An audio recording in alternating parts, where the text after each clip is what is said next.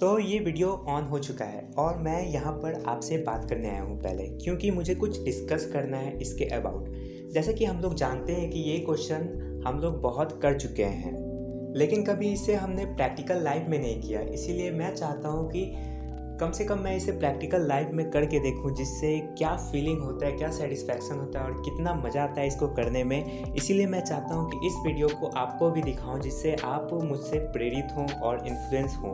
क्योंकि फिजिक्स बहुत मज़ेदार सब्जेक्ट है, इसीलिए मैं इसका मज़ा आपको भी दिलाने के लिए यहाँ पर आया हूँ। इसीलिए मैं इसे प्रैक्टिकली करने चाहता हूँ, जिससे आप इसे करें और आपको फिजिक्स में इंटरेस्ट आए और एजुकेशन में भी इंटरेस्ट आए। क्योंकि एजुकेशन बहुत बस चीज़ है, जो आप अगर अच्छे से इसे एक्नॉलेज करते हैं अपने अंदर, तो ये आपको बहुत ऊपर तक ग्रो कर देता है। तो चलिए बिना बात किए हुए, तो चलिए इस चीज़ को अकम्प्लिश करने के लिए पहले मैं ये क्वेश्चन समझा देता हूँ। तो इसके लिए मुझे एक व्हील चाहिए, लेकिन व्हील कहाँ है? ओह, ये रहा।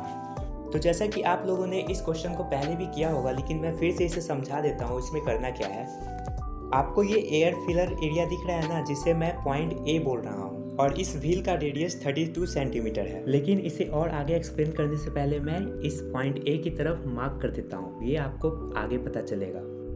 तो जब मैंने इसे मार्क कर दिया तो मैं आपको एक्सप्लेन कर देता हूँ कि जो ये नीचे वाला एयर फिलर था, मैं इसे आगे की तरफ रोटेट कर रहा हूँ, हाफ रोटेट कर रहा हूँ, जिससे ये जो एयर फिलर ए के पॉइंट की तरफ था, अब ये ऊपर की ओर मूव करके बी पॉइंट में कन्वर्ट हो जाएगा। अब ये व्हील हाफ रोटेट हो चुका है, तो जैसे कि आपने देखा कि इसका जो एयर फिलर नीचे था, अब ये ऊपर आ चुका है, तो इसे मैं पॉइंट बी नाम रखूँगा। अब मुझे एक और पॉइंट लोकेट करना है जो जस्ट बी के नीचे होगा, जिसका नेम मैं सी रख रहा हूँ।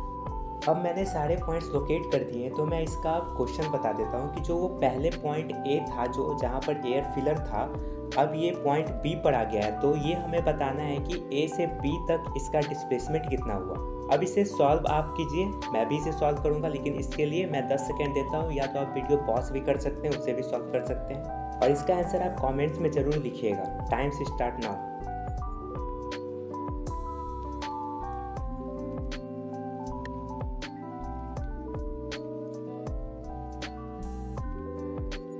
आई होप आपने इसे सॉल्व कर लिया होगा, क्योंकि ये बहुत इजी क्वेश्चन था। चलिए मैं इसे सॉल्व करके दिखाता हूँ। जब air filler initially point A की तरफ था, देन मैंने इसे जब रोटेट किया, तो जो इसका एयर फिलर है हाफ रोटेट होके ऊपर की तरफ पॉइंट बी की तरफ आ गया, जिससे मुझे ए एंड सी के बीच का डिस्टेंस पता चल गया जब ये व्हील हाफ रोटेट किया था थ्रू हाफ सर्कमफेरेंस।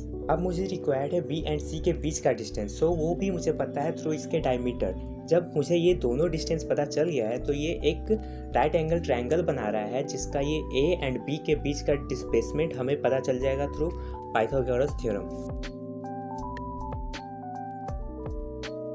तो इसका फाइनली आंसर ये है। तो इसमें बहुत सारे अप्रॉक्सीमेशन यूज हुए हैं, तो आपका आंसर डिफरेंट हो सकता है। आप अपना आंसर कमेंट पे ज़रूर बताइएगा। तो ये तो हुआ थियोरेटिकली, लेकिन जब मैंने इसे एक्सपेरिमेंटली ट्राई किया, तो जो ए एंड सी के बीच का डिस्टेंस था वो 96 सेंटीमीटर आ रहा था। इसीलिए इसका जो फाइनल आंसर है कुछ थोड़ा सा चेंज हुआ एक्सपेरिमेंटली, क्योंकि इस पर थोड़ा सा माइन्यूट सा सिर्फ डिफरेंस है। क्योंकि जब हम एक्सपेरिमेंटली मेज़र करते हैं तो थोड़ा सा एरर रह जाता है, इसीलिए हम इसे पूरे अच्छे से मेज़र नहीं कर पा रहे, क्योंकि हमारे पास अच्छा टूल नहीं है। इसीलिए सिर्फ थोड़ा सा डिफरेंस आया है। तो कमेंट करके बताइए कि आपको वीडियो कैसा लगा। अगर अच्छा लगा तो लाइक भी कीजिए, और कमेंट में ज़रूर बताइए कि ये कैसा लगा, क्योंकि ये फर्स्ट ट्राई मैंने किया था, इसीलिए आपका कमेंट ज़रूरी है। तो अब जाने का वक्त आ गया, लेकिन इससे पहले ये व्हील जाएगा। चला गया, अब मैं भी जा रहा हूँ। बाय।